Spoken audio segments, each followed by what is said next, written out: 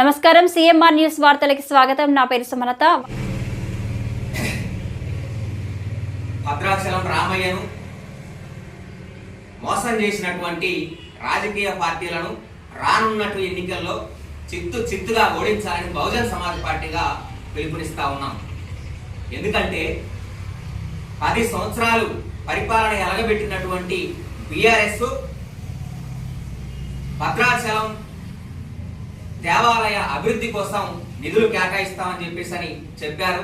ఒక్క రూపాయి కూడా ఇవ్వలేదు. భద్రాచలం పట్టణ అభివృద్ధికి నిధులు కేటాయిస్తామని చెప్పారు. ఒక్క రూపాయి కూడా ఇవ్వలేదు. భద్రాచల నియోజకవర్గ అభివృద్ధికి నిధులు కేటాయిస్తామని చెప్పారు. ఒక్క రూపాయి కూడా ఇవ్వలేదు.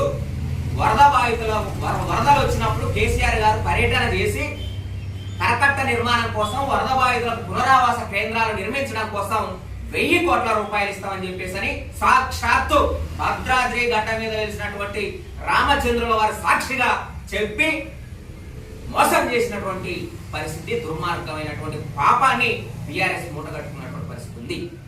అంతేకాదు, తెల్ల వెంకట్రావు గారు పార్టీలో ఎమ్మెల్యేగా గెలిచినప్పుడు అదే రామయ్య సన్నిధిలో సాక్షిగా నేను పార్టీ మారనని చెప్పేసి అభివృద్ధి చేస్తాననేటువంటి పేరుతో రామయ్యను కూడా మోసం చేసి వేరే పార్టీలోకి పోయినటువంటి పరిస్థితి ఉంది.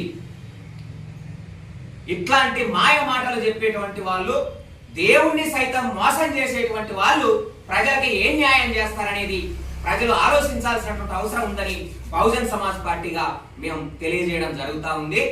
తెల్ల వెంకట్రావు గారు అభివృద్ధి చేయడం కోసమే నేను అధికార పార్టీలోకి పోతున్నానని చెప్పేసి చెప్పడం జరిగింది. ఈ రోజు ఆ మాట చెప్పినటువంటి తెల్ల వెంకట్రావు అభివృద్ధి నిరోధక శక్తిగా ఈ నియోజకవర్గానికి తయారయ్యిందని మేము బహుజన్ సమాజ్ పార్టీగా తెలియజేయడం జరుగుతూ ఉంది. ఎందుకోసం అంటే తెల్ల వెంకట్రావు గారికి ప్రజలు ఓట్లేసి గెలిపించింది ఆ ప్రజల్ని లారీలు గుద్ది చంపడానికి అని ఈ సందర్భంగా మేము ప్రశ్నిస్తా ఉన్నాం.